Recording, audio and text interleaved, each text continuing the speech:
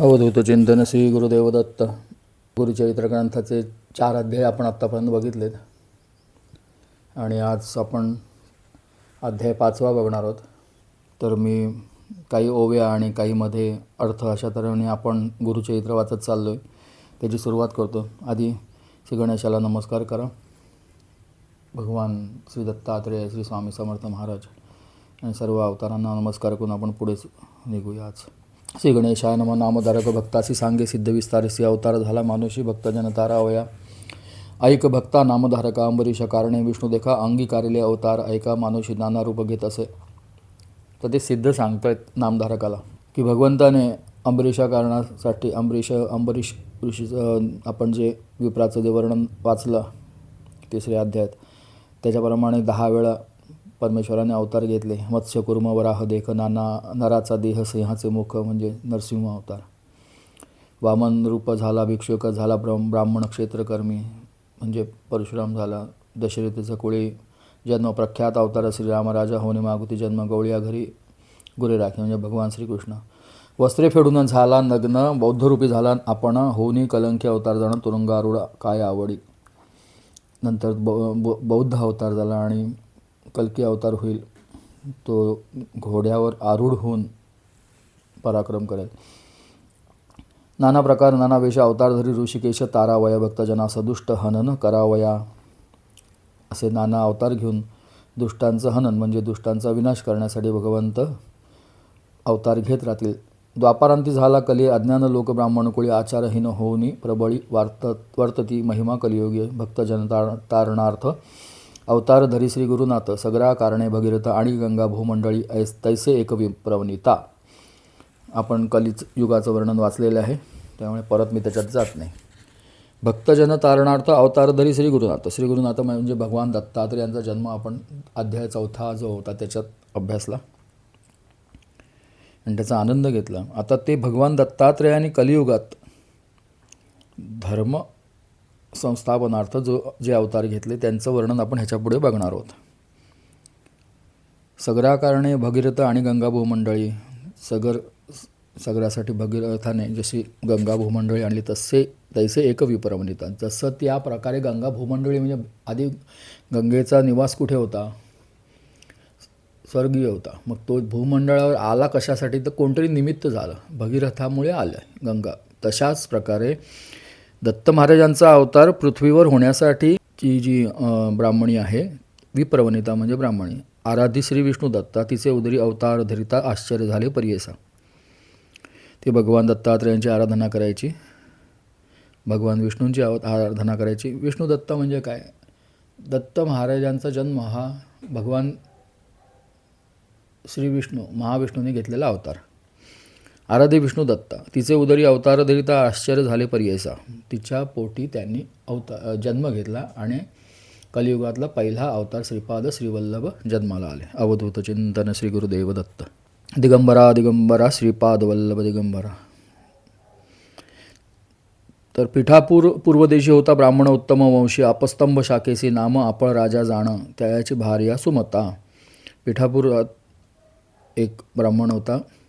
अपस्तंभ शाखा म्हणजे ह्यांच्या ज्या शाखा असतात त्या शाखांप्रमाणे अपस्तंभ शाखेचा तो आपळराज नावाचा ब्राह्मण होता. त्याच्या भार्या म्हणजे त्याची पत्नी. त्याच्या भार्याचं नाव तर सुमती असे. आचार प्रतिव्रता अतिथी आणि अभ्यागता पूजा करी भक्तिभावे. अतिशय सत्शील असा ते जोडपं होतं. अतिथी अभ्यागतांचं आगत स्वागत करून त्यांना दानधर्म करणं, अन्न वाढणं, अन्नदान करणं, त्यांचं मान राखणं वगैरे जी काही ब्राह्मणांची कर्तव्य असतात ते व्यवस्थित करत होते आणि त्यांची पूजा करायची. ऐसे असता वर्तमाने पतिसेवा एकमनी अतिथी पूजा सगुणी निरंतर करीत असे. आता हे पतिव्रता हा जो प्रकार आहे तर आपण अनसूया मातेपासून बघतो चाललो आहे. तिथे दत्त महाराजांनी जन्म घेतला तशी ही सुमती होती, ती पण पतिव्रता होती आणि अतिथींची पूजा करायची. अतिथींची पूजा म्हणजे आपण जे अनसूया मातेच्या ह्याच्यात बघितलं की आलेल्या प्रत्येक अतिथीचं पाद्यपूजन करून त्याला अन्नदान करणं हे ती करत आली होती. तसं वर्तता ऐसे एके दिवशी आला दत्त अतिथीवेशी श्राद्ध होते अमावास्येसी विप्राघरी तै देखा. परमेश्वर परीक्षा वेळेल्याशिवाय काहीच देत नाहीत. त्यांची परीक्षा बघण्याची तऱ्हा आहे ती तुम्ही अशी ठरवू शकत नाही, डिफाईन नाही करू शकत. ही अशीच परीक्षा घेतील. तुम्ही ज्या विषयामध्ये पारंगत आहात त्या विषयाची परीक्षा घेतच नाहीत ते.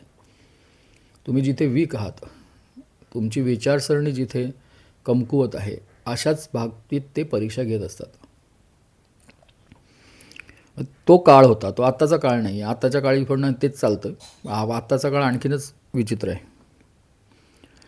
त्या काळी अमावास्या होती आणि श्राद्ध होतं घरी, आणि श्राद्धाला ब्राह्मणांना पाचारण करण्यात आलं होतं. मग ब्राह्मणांनी ते अन्न स्वीकारल्याशिवाय घरातल्या व्यक्तीसुद्धा घेऊ शकत नाहीत आणि बाहेरच्या कोणालाही ते अन्न दिले जात नाही.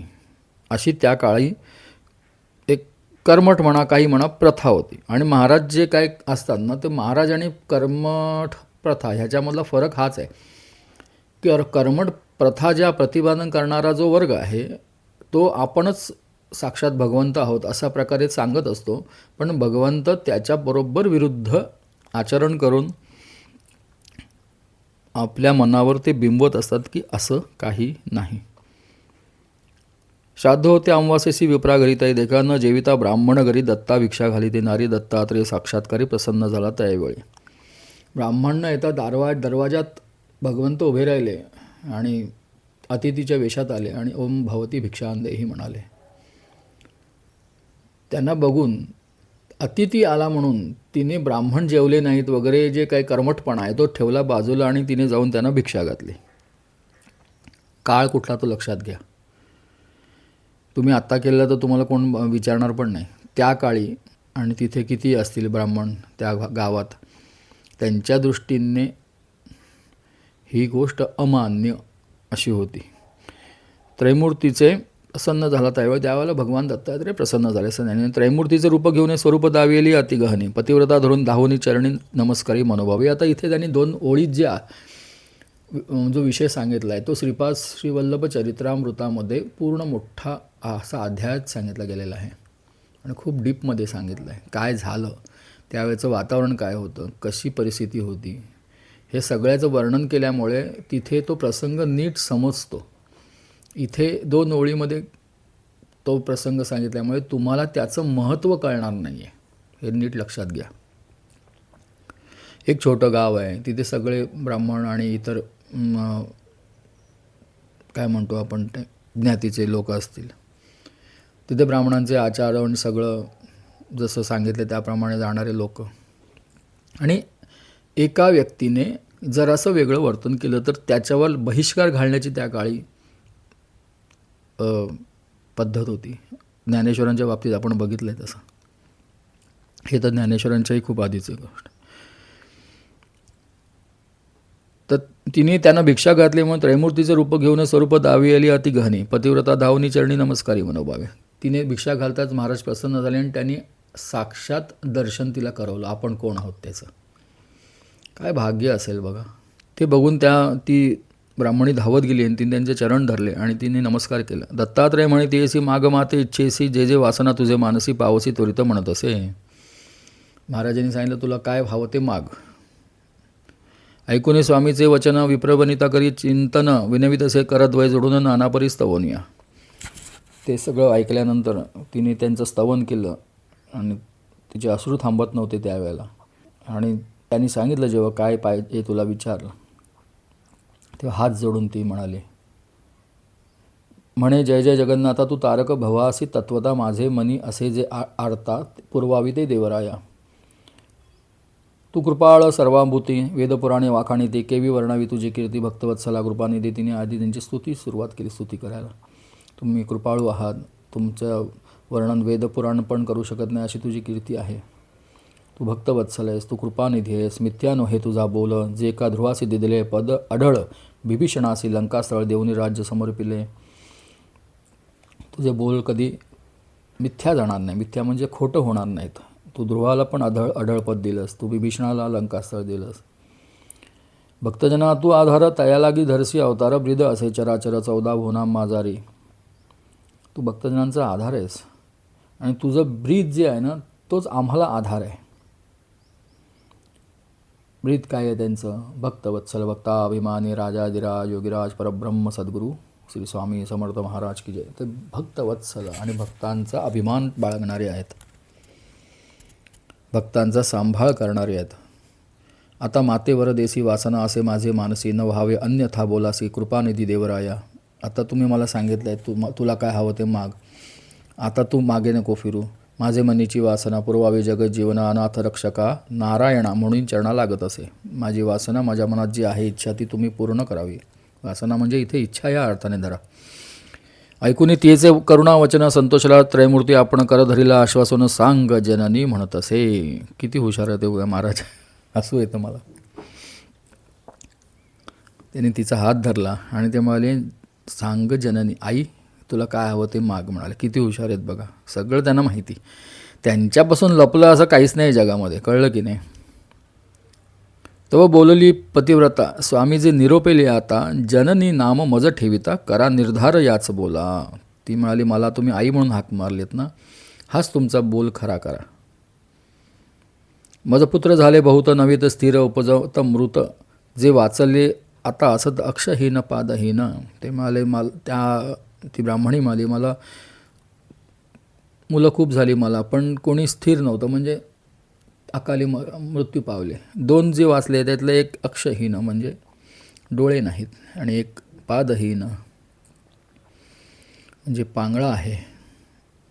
2च वाचली, पण ती अशी आहेत. योग्य झाले नाही कोणी काय करावे मूर्ख प्राणी असोनी नसती येणे गुणी पुत्राविण काय जन्म. अर्थ कळलाच असेल तुम्हाला. व्हावा पुत्र मजा ऐसा ज्ञानवंत पुराण पुरुषा जगद्वंद्य वेद सदृशा तुम्हा सारखा दातारा. अमिताभ बच्चन सारखा मुलगा नाही मागितला हो. लक्षात येते का बघा, तुम्ही काय मागता हे तुम्हाला कळत नाही. तुम्ही मागता आणि तुम्हाला ते मिळतं. त्यांनी काय मागितलं. व्हावा पुत्र मज ऐसा ज्ञानवंत पुराण पुरुषा जगद्वंद्य वेद सदृशा.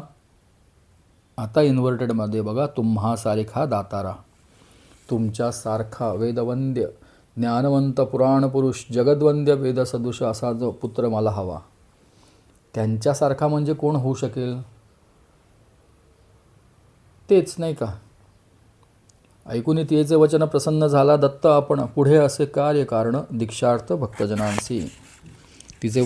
ती काय जे तिने मागितले ते ऐकून महाराज प्रसन्न झाले. त्यांच्या डिवाईन प्लॅनप्रमाणे सगळ्या गोष्टी व्यवस्थित चालल्या होत्या. पुढे असे कार्य कारण दीक्षार्थ भक्तजनांसी. त्यांना यायचंच होतं. अंबरीषाच्या वेळेला काय केलं त्यांनी, तेच केलं. भगवान विष्णूने जाऊन ते घेतले आणि 10 अवतार घेतले. नंतर भगवान दत्तात्रेयांना पण यायचं होतं म्हणून भगवान दत्तात्रेय आले. मग कलियुगामध्ये आता परत वर्णसंकर आणि सगळं अनाचार चालला आहे, तर ह्याच्यातनं धर्मसंस्थापनार्थाय संभवामी युगे युगे असं जे भगवंताचं वचन आहे, त्यासाठी त्यांना यायचंच होतं पुढे. त्याला त्यांनी कार्यकारण म्हटलं आहे. दीक्षार्थ भक्तजनार्थ जनासी. दीक्षार्थ म्हणजे लोकांना मार्गदर्शन करण्यासाठी ते येणार होते. तापसी म्हणे तियसे पुत्र होईल परियसी उद्धरील तुझे वंशासी ख्यातिवंत कलियुगी. त्यांनी आशीर्वाद देऊन टाकला सरळ. पुत्र होईल परियसी उद्धरील तुझे वंशाची, तुमचा उद्धार करेल. ख्यातिवंत कलियुगी, कलियुगात त्याच्या नावाचा डंका वाजेल असा पुत्र तुझ्या पोटी जन्माला येईल. असावे तुम्ही त्याचे बोली एरविनर आहे तुम्हाजवळी ज्ञानमार्गी अतुर्बळी तुमचे दैन्य हरिलं. तुमच्याजवळ जास्त काळ तो राहणार नाही, पण त्याच्या पराक्रमाने किंवा त्याच्या कीर्तीमुळे तुमचं नाव सगळीकडे सुवर्ण अक्षरात लिहिलं जाईल. आणि जो तुमचं दैन्य म्हणजे तुम्हाला जे दुःख आहे, त्रास आहेत, संकट आहेत, त्याचं हरण करेल. इतुके सांगून तापसी अदृश्य झाला परियसी. विस्मय करीत असे मानसी विप्रवनिता त्यावेळी. आणि ते अदृश्य झाले, कारण ते भगवंत होते. अदृश्य झाल्यानंतर ती किती वेळ तरी अशी कर्तव्य मूड बसून राहिली असेल. आत्ता आपण जे ऐकलं ते स्वप्न होतं की सत्य होतं हेच तिला कळलं नसेल. विस्मय करून मनात पतीसी सांगई वृत्तांत दोघे हर्षे निर्भर होतं म्हणती दत्तात्रेय होईल. अपराज आले. त्यांची कालाग्नी दत्ताची उपासना होती असं श्रीपाद चरित्रामृतात वर्णन आहे. त्यांची अशी कालाग्नी दत्त हे मूर्तीत असून सुद्धा मनुष्य रूपात बोलायचे. त्यांची साधना त्या लेवलची होती, म्हणूनच भगवंत जन्म घेत असतात अशांच्या पोटी. पती आल्यानंतर त्यांनी ते सांगितलं आणि त्यांची खात्री झाली की हे दत्त महाराजांना माध्यान्ह समयी अतिथी काळी दत्त येतात इतये वेळी विमुख न होता तये काळी भिक्षा मात्र घालीजे. दत्तात्रयांचे स्थान माहूर करवीर क्षेत्र कोण तयाचा वास सदा जाण पांचाळेश्वर नगरात. ते कुठे कुठे असतात, माहुरात असतात, आणखीन कुठे कुठे असतात. आपल्याकडे एक आपण पद म्हणतो, दत्ता ब्रह्मचारी ब्रह्मचारी त्रिभुवनात तुझी फेरी. दत्ता ब्रह्मचारी ब्रह्मचारी सह्याद्री आसन माहुरगडीचे निद्रास्थान. दत्ता ब्रह्मचारी ब्रह्मचारी त्रिभुवनात तुझी फेरी. दत्ता ब्रह्मचारी ब्रह्मचारी. तर असं ते पद आहे आणि त्याच्यामध्ये भगवान दत्तात्रय कुठे कुठे जातात दर दिवशी त्याचं वर्णन आहे. अतिशय सुंदर असं हे पद आहे. बघू म्हणजे शेवटी किंवा दुसऱ्या पुढच्या अध्यायाच्या वेळेला ती सुरुवातीला म्हणेन मी.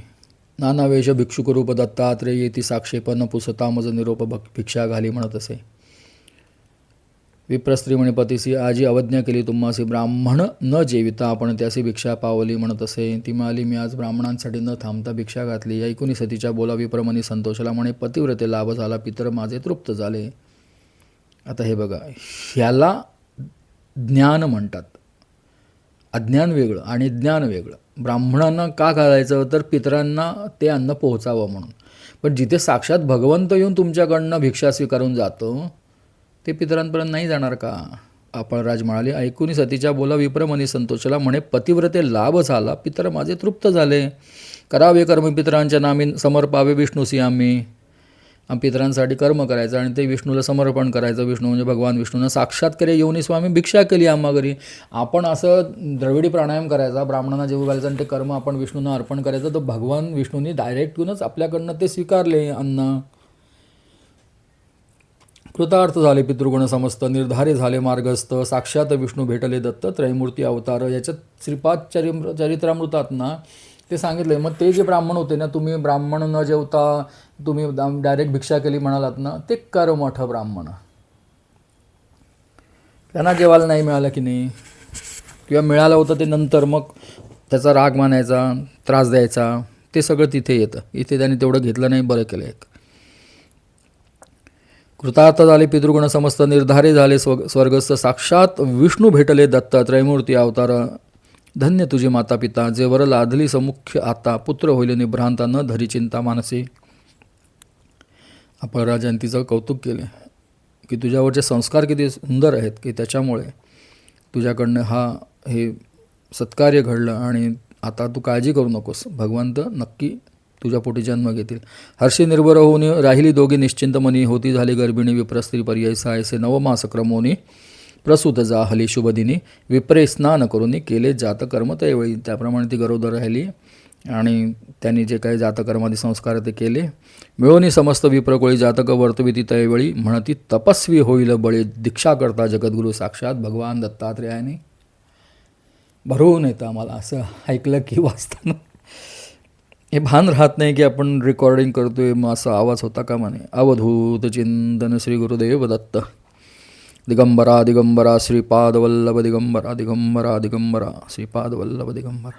मिळून समस्त विप्रगोळी जातक वर्तविती तयेवेळी. म्हणती तपस्वी होईल बळी दीक्षा करता जगद्गुरू. कोण आहेत दत्त महाराज? जगद्गुरू आहेत. ऐकोनी म्हणती माता पिता हो का आमचा कुळ उद्धरिता. आम्हा वर दिदला दत्ता म्हणून ठेविती तया नाव. श्रीपाद म्हणून या कारण नाम ठेवितो ब्राह्मण. अवतार केला त्रयमूर्ती आपण भक्तजन तारावया. असा अवतार त्यांनी धारण केला भगवान दत्तात्रेयांनी. असंच बाळ वाढायला लागलं. वर्तता असते त्याचे वर्तता असता त्याचे घरी. झाली 7 वर्षे पुरी. मौंजी बंधन ते अवसरीकरिता झाला द्विजोत्तम. वाढत वाढत 7 वर्षाचं झालं त्यावेळेला त्यांनी त्याचं मौंजी बंधन म्हणजे मुंज केली. बांधिता मौंजी ब्रह्मचारी म्हणता झाला वेदचारी. विमान सतर्क अतिविस्तारी म्हणू लागला त्यावेळी.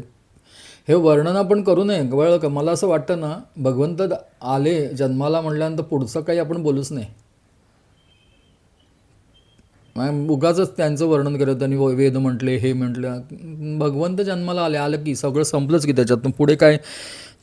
ठीक आहे, झाले वेदचारी. त्यांनी मुंजीमध्ये भिक्षा मागावी लागते, तर त्यांनी 4 वेदांमध्ये भिक्षा मागितली. जे बाळ आत्ता 7 वर्षाचं आहे त्याने, आता तर कोण वेद शिकतच नाही, उपनिषद शिकत नाही, पण त्या काळीसुद्धा शास्त्राप्रमाणे 4 वेद यायला जन्म जायचा त्या लोकांचा शिकण्यामध्ये. तर ह्यांनी भिक्षाच मागितली. 4 वेदांमध्ये मीमांसा तर्क, अतिविस्तारी. मीमांसा तर्क म्हणजे वेदांचं पूर्ण वर्णन करून त्याने म्हटले, रट्टा मारून नाही. ऐकून समस्त नगर लोक विस्मय करीत सकळीक, होईल अवतार कारणिक म्हणून बोलती आपण. आता लोकांना, नगर लोकांना सगळ्यांना कळलं की कोण जन्माला आले. आचार व्यवहार प्रायश्चित समस्त असे आपण बोलत. वेदांत भाष्य वेदार्थ सांगत असे द्विजवरासी. त्याच वेळी त्यांनी सगळं वेदांत भाष्य वगैरे सगळं लोकांना ऐकवलं बरं का. उगाच वेळ नाही घालवत बसले. त्यांच्याकडे वेळ कमी होता. ते असं आले आणि आपले 100 वर्ष जगतात असं ते करत नव्हते. त्यावेळेला भगवंत होते, त्यांना हे कामं आटपून पटापट पुढे जायचं होतं. असं चालू असताना सगळं नगर लोकातले सगळे ब्राह्मण त्यांच्याकडे वेद शिकायला यायला लागले. वर्तता ऐसे तयासी अशी झाली वर्षे 16 म्हणजे 16 वर्षे झाले. मग आईवडिलांनी चालू केले. त्या काळच्या प्रथेप्रमाणे मुलाचं लग्न करूया का म्हणून त्यांनी विचार करायला. म्हणून त्यांना विसर पडला. त्यांनी काय सांगितलं होतं दत्त महाराजांनी, तुमच्याजवळ राहणार नाही मी. पण आईवडिलांना विसर पडला किंवा त्याने मुद्दामच पाडून घेतला विसर. विचार करीती पुत्रासोय बारेत लग्न तुवा करावे. श्रीपाद म्हणे ऐका भावे माझी वांछा सांगेन. श्रीपाद म्हणाले नाही, ऐका माझं, मी माझी इच्छा काय ते सांगाल. कराल विवाह माझा जरी, माझा तुम्ही सांगो ऐका विचार. आम्ही वैराग्य स्त्री संगे असे ना. मी काम आमचे ती जवळ मी विरक्त आहे, मी लग्न नाही करणार. ते स्त्री वाचून आणिक नारी समस्त जाणा माते सरी, जरी आणाल ते सुंदरी वरी न म्हणे. त्यावेळी त्यांनी सांगले विरक्ती नावाच्या स्त्रीशीच माझा विवाह होईल. तिच्याशिवाय दुसरी कोणी आणली तर ती माझ्यासाठी आईसारखी आहे. आपण तापसी ब्रह्मचारी योग स्त्रिये वाचुनी नारी बोल धरा निर्धारी. श्रीवल्लभ नाम माझे. आपण कोण होते त्यांनी सांगितलं. श्रीपाद श्रीवल्लभ नाम ऐसे झाले त्रयमूर्ती कैसे. पितया ते म्हणत असे जाऊ उत्तरपंथासी. उत्तरपंथ म्हणजे संन्यास मार्गाने जाणार आहे मी, असं वडिलांना त्यांनी सांगितलं. ऐकून पुत्राचे वचन आठविले पूर्वसूचना. भिक्षुके सांगितली जे कोण सत्य झाली म्हणत असे. भिक्षुक म्हणजे त्यावेळेला जेव्हा दत्ता महाराज त्यांच्याकडे भिक्षा मागायला आले होते तेव्हा त्यांनी सांगितलं तर मी कोण आहे आणि मी येणार आणि मी तसाच राहणार. तुम्ही माझ्यासारखा पुत्र मागितलात की नाही, मग मीच येणार ना. माझ्यासारखा कोणीच नाही आहे दुसरा, मग मी कोण आहे. मी म्हणजेच विरक्ती. मग मी विरक्त आहे ना, मग मी तुमच्याकडे राहणार नाही. मग मी विरक्त म्हणूनच येणार तुमच्या पोटी जन्माला. त्याची त्यांना आठवण झाली. सत्य झाली म्हणत असे. आताच या बोलासी मोडा घालिता परियसी विघ्न होईल त्वरित देसी म्हणून विचारित. त्यावेळी आता ह्याला जर आपण विरोध केला तर इथे पेच प्रसंग निर्माण होईल. त्याची त्यांना जाणीव झाली. न म्हणावे पुत्र यासी अवतार पुरुष तापसी, जैसे याचे वसे मानसी तैसे करावे म्हणती दोघे. ह्याला आपण जर पुत्र म्हटलं तर हे सगळं जे पुढे ते सांगतायत हे अघटित होईल. हा अवतार पुरुष आहे ना, तापसी म्हणजे साक्षात भगवान दत्तात्रय आहेत. ते जसं म्हणतील तसं करण्यातच आपलं भलं आहे हे त्या दोन त्यांच्या जे आपळराज आणि सुमती माता यांना लक्षात आलं. निश्चय करून आपले मने पुत्राभिमुख जनक जननी होती आशा आम्हाला उन्हे प्रतिपाळीसी म्हणून या. आई वडिलांनी हात जोडल्याने सांगितलं आम्हाला वडलं आमच्या पोटी जन्म घेतला असता आमचा प्रतिपाळ करशील. प्रतिपाळ म्हणजे आमचा सांभाळ करशील. ऐशी मनी व्याकुळित डोळा निगती अश्रुपात माता पडली मूर्छागत पुत्र स्नेह करून या. सगळं माहीत असून सुद्धा सुमती महाराणी म्हणायची त्यांना, कारण त्यांची चाल महाराणीसारखी होती म्हणून. ते काही श्रीमंत नव्हते. मग त्या पुत्राच्या वियोगामुळे त्या मूर्छा येऊन पडल्या, म्हणजे बेशुद्ध पडल्या. देखून मातेचं दुःख संभोगित परमपुरुष उठवून स्वहस्ते देखा अश्रुपात पोषित असते. त्यांनी त्यांना उठवलं आणि त्यांचं डोळ्यातले अश्रू पुसले. न करी चिंता हो माते. त्यांना विसर पडला आपल्या पोटी भगवान दत्तात्रय जन्माला आले. ते मला आश्चर्यच वाटतं कधी कधी. ते प्रतिपाळ करणार नाहीत का? ते भगवंत आहेत ना साक्षात, ते जगाचा प्रतिपाळ करतात, तर आपल्या आईवडिलांचा करणार नाहीत का? किंवा अशा प्रकारे इमोशनल ब्लॅकमेल करून ते थांबतात का ते पण बघत असतील. त्यांनी आश्वासन दिलं न करी चिंता हो माते, जे मागसी ते देईन तू ते, दृढ करून चित्ता ते राहा सुखे म्हणत असे. शांत राहा म्हणाले. बारे तुझं करता आपण दुःख विसरले संपूर्ण, रक्षसी आम्हा वृद्धा लागून दैन्या वेगळे करून पुत्र असे ती आपणा दोन पाय पांगुळ अक्षयीनं त्या ते पोशिल आता कोण आम्हा कवणं रक्षील. ती काय म्हणाली, तू पोटी यायच्या आधी तुला मी भिक्षा घातली. दत्त महाराजांना म्हणाली, तुम्हाला जी मी भिक्षा घातली त्याच्या आधी माझी जी परिस्थिती, त्याच परिस्थितीला मी आता पुन्हा आले. तुमच्यासारखा जगतवंद्य परमपुरुष माझ्या पोटी जन्माला येऊन तुम्ही मला सोडून चालला म्हणजे मी परत जिथे होते तिथेच गेले. मला पुत्र सुख नाहीच. आणि ते जे 2 पुत्र आहेत त्यातलं एक आंधळा आहे आणि एक पांगळा आहे. त्यांचं सांभाळ कोण करील? आम्हाला वृद्धपणे कोण सांभाळेल? म्हणजे मी आलात, एक 16 वर्ष राहिलात आणि तुम्ही निघून गेलात. माझी जी पूर्वस्थिती होती त्या पूर्वस्थितीलाच मी परत आले. ऐकून जननीचे वचन अवलोकी अमृतदृष्टी करून पुत्र दोघेही झाले सगुण आले दृष्टीचरणाधिक. ते आईचं वचन ऐकून त्यांनी अमृतदृष्टीने, म्हणजे भगवंताची नजर अमृतदृष्टी असते, दुसरं काही नसतंच त्यांच्याकडे. त्याने आईकडे बघितलं आणि ते भावंडांकडे बघितले. त्या दोघांना दृष्टी आणि म्हणजे त्यांचं व्यंग निघून गेलं. आंधळा होता त्याला दिसायला लागलं, जो पांगळा होता तो चालायला लागला. वेदशास्त्रादी व्याकरण सर्व म्हणती तत्क्षण दोघे योनी धरती चरण कृतार्थ झालो म्हणून. या काहीतरी त्यांचे कर्म होती त्यामुळे त्यांनी तिथे जन्म घेतला होता आणि त्याप्रमाणे त्यांना ते व्यंग आलेलं होतं. भगवंतांनी ते अमृतदृष्टीने दूर केलं आणि त्या दोघांना आता एक आंधळा आणि एक पांगळा म्हणजे ते त्यावेळच्याप्रमाणे गुरुकुलात वगैरे गेले नसतीलच, त्यांचा अभ्यास झाला नसेलच, तर भगवंतांनी त्यांच्या डोक्यावर हात ठेवून त्यांना वेदशास्त्रादी सगळं ज्ञान दिलं. चिंतामणीचा होता स्पर्श सुवर्णकरी लोहास तैसे महात्मदृष्टीने तयास योग्यता आली तत्काळी. चिंतामणीचा स्पर्श झाला. भगवंतच त्यांचा बंधू म्हणून जन्माला आले. त्यांनी ते दोघांनी नमस्कार केल्यावर भक्तवत्सल भक्ताभिमानी राजाधिराज योगीराज सद्गुरुराज दत्तराज महाराजांनी त्यांना सगळं दिलं. किती सोपं वाटतं नाही ऐकायला? त्याच्या मागे खूप मोठी कथा आहे, गोष्ट आहे. ती तुम्हाला श्रीपाद चरित्रामृतात वाचायला मिळेल. आश्वासन तया वेळी दिदलावर तात्काळी पुत्र पौत्री नांदा प्रबळी श्रेयायुक्त सनातन. त्यांना आशीर्वाद दिला दोघांना, तुम्हाला पुत्र पौत्र होतील. नाहीतर लग्न आउट ऑफ क्वेश्चन होतं दोघांसाठी. आणि खूप छान राहाल तुम्ही, तुमच्याकडे पैसा असेल, संपत्ती असेल, सगळं असेल, तुम्हाला काही कमी नाही. भगवंताचं भाऊ जन्माला आला, तुम्हाला काय कमी असणार सांगा बरं. आई वडिलांची सेवा करा जनक जननी पावा सुख महाज्ञानी इह सौख्य पावनी व्हाल मुक्त हे निश्चय. आई वडिलांची सेवा करून आनंदाने राहा आणि त्याच्यातनं तुम्ही मुक्त व्हाल. जन्म मरणापासून तुमची मुक्ती होईल. बोलोनी तयासी संबोधित तैसे मातेसी पाहून या दोघा पुत्रांशी राहता सुख पावाल. आई वडिलांना म्हणाले की ह्या दोघांना आनंदात बघून तुम्हाला तुमचं दुःख नाहीसेल, तुम्ही सुखी राहाल. पुत्र दोघे शतायुषी निश्चय धरी व मानसी कन्या हो पुत्र होतील यासी तुम्ही नेत्री देखाल. हे दोघं जण दीर्घायुषी होतील. त्यांना जे पुत्र होतील, कन्या होतील, त्यांना तुम्ही ते सुख तुम्ही बघाल. तुम्हाला नातवंड पतवंड बघायला मिळतील. अखंड लक्ष्मी यांचे घरी यांचे वंश परंपरे कीर्तिवंत सहचराचरी संपन्न होती वेदशास्त्रे. यांच्या घरात अखंड लक्ष्मी म्हणजे तुम्हाला पैशाची धनाची कधीच कमतरता जाणवणार नाही. सरस्वती म्हणजे विद्या आणि वेदशास्त्र सगळं तुम्हाला येत राहील. आमची अवज्ञा न करिता निरोप द्यावा आम्हा त्वरिता जाणे असे उत्तरपंथा दीक्षा द्यावा या साधूजना. बघा हे आपलं जे वाक्य त्यांनी दातात धरले ते त्यांनी सोडलं नाही शेवटपर्यंत. ह्याच्यासाठी त्यांना जे काम्य आहे ते देऊन टाकलं. म्हणून भगवंताची जेव्हा आपण उपासना करतो तेव्हा आपण काय मागतो ह्याच्याकडे आपलं थोडं लक्ष असायला पाहिजे. भगवंतानी हे सगळं देऊन टाकलं आणि सांगितलं आम्हाला सोडा, आम्हाला जाऊ द्या उत्तरपंथा म्हणजे संन्यास घेऊन. तिथे आम्हाला दीक्षार्थ सगळे कार्य करायचं आहे. काम्य म्हणजे सकाम. आपण थोडीफार उपासना करतो आणि आम्हाला घोडा द्या, गाडी द्या, पैसा द्या, सुंदर पत्नी द्या, सुंदर पती द्या, जे काय आहे ते मागतो. सगळं सकाम मागतो जे ह्या इथेच संपणार आहे. अक्षय सुख असं काय असतं हे आपल्याला माहितीच नाही आहे. आणि हे सहजपणे भगवंत देऊन टाकतात. तुमची उपासना घेऊन तुम्हाला त्याच्यास अगेन्स्ट देतात ती. आणि आपण नाहीसे होतात. हीच ती गोष्ट आहे.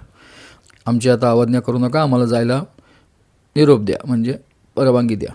सांगोनी माता पिती असे अदृश्य झाला पर्यसी पावला त्वरित पुरी काशी गुप्त रूपे होता. तिथे वाट बघत नाही थांबले, ते सरळ अदृश्य झाले तिथून आणि काशीला गेले. तिथे गुप्त रूपे म्हणजे तिथे अदृश्य रूपात राहिले होते ते काही काळ. निघाला तिथून बद्रीवना भेट घेऊन नारायण अवतार असे आपणा कार्यकारण मनुष्य देही. तिथून बद्रीवनाला गेले. तिथे भगवंत नारायणाची भेट घेतली आणि सांगितलं की माझं आता मनुष्य देहात कार्य चालणार आहे. दीक्षा करावया भक्तजना तीर्थे हिंडणे आपणा मनोवेगे मार्गक्रमण आले तीर्थ गोकर्णासी. असं करत प्रवास ते गोकर्ण क्षेत्री आले. ऐकुनी सिद्ध मुनीचे वचन विदमी नामधारक आपण ते परिसा श्रोते जन म्हणे सरस्वती गंगाधरू. सिद्धांनी सांगितलेली कथा ऐकून नामधारकाला काही प्रश्न पडले होते ते त्यांनी नंतर सिद्धांना विचारलेत. ते आपल्याला आपण पुढच्या अध्यायात बघणार आहोत. इति श्री गुरुचरित्र परमकथा कल्पतरू श्री नृसिंह सरस्वत्युपाख्याने सिद्धनामधारक संवादे दत्तात्रेयावतार कथनम नाम पंचमोध्याय. श्री श्रीपाद श्रीवल्लभ नृसिंह सरस्वती दत्तात्रेयार्पणमस्तु. श्री गुरु दत्तात्रेयार्पणमस्तु. अवधूतचिंतन श्री गुरुदेव दत्त. तर अशा प्रकारे भगवान दत्तात्रेयांचा जो कलियुगातला प्रथम अवतार आहे श्रीपाद श्रीवल्लभ अवतार, ह्याचं आज आपण वाचन केलं, अभ्यासला. त्यावेळेला काही दिव्य अनुभूती आल्या असतील तुम्हाला ऐकताना, मला तरी आल्या. तर हे भगवान दत्तात्रेय म्हणजे श्रीपादराजं शरणं प्रपद्ये.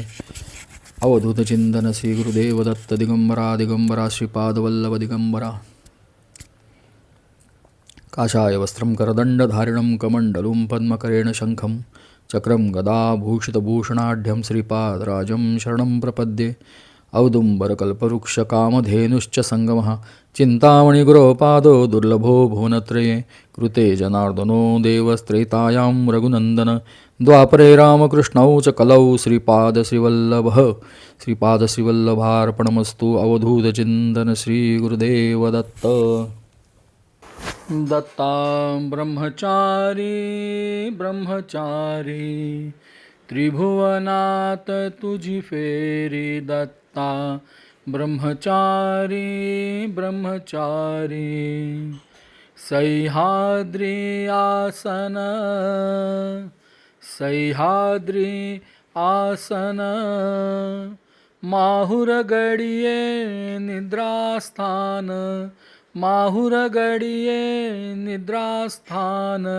दत्ता ब्रह्मचारी ब्रह्मचारी त्रिभुवनात तुझी फेरी. दत्ता ब्रह्मचारी ब्रह्मचारी काशीत स्नान करी काशीत स्नान करी चंदन लावी पंढरपुरी चंदन लावी पंढरपुरी.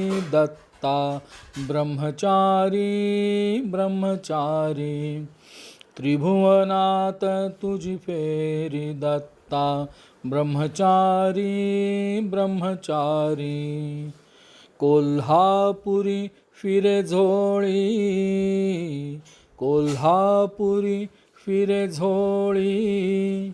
भोजन करी पुरी पांचाळी भोजन करी पुरी पांचाळी. दत्ता ब्रह्मचारी ब्रह्मचारी त्रिभुवनात तुझी फेरी. दत्ता ब्रह्मचारी ब्रह्मचारी तुळजापुरी धुवी हस्त तुळजापुरी धुवी हस्त मेरू शिखरी समाधिस्त मेरू शिखरी समाधिस्त. दत्ता ब्रह्मचारी ब्रह्मचारी त्रिभुवनात तुझी फेरी. दत्ता ब्रह्मचारी ब्रह्मचारी माणिक सद्गुरुनाथा माणिक सद्गुरुनाथा जगव्यापक हा अत्रिसूता जगव्यापक हा अत्रिसूता. दत्ता ब्रह्मचारी ब्रह्मचारी त्रिभुवनात तुझी फेरी दत्ता ब्रह्मचारी ब्रह्मचारी. अवधूत चिंतन श्री गुरुदेव दत्त.